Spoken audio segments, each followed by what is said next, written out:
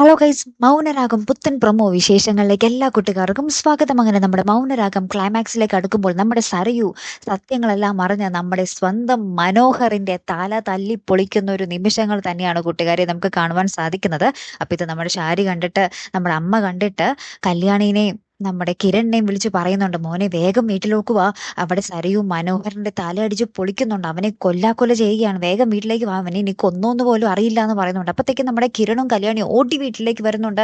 അപ്പൊ നമ്മുടെ സരയു ആണെങ്കിലും മനോഹറിന്റെ തല ഒരു ഇരുമ്പ് കമ്പിയും വെച്ച് അടിച്ച് പൊളിക്കുക കേട്ടോ.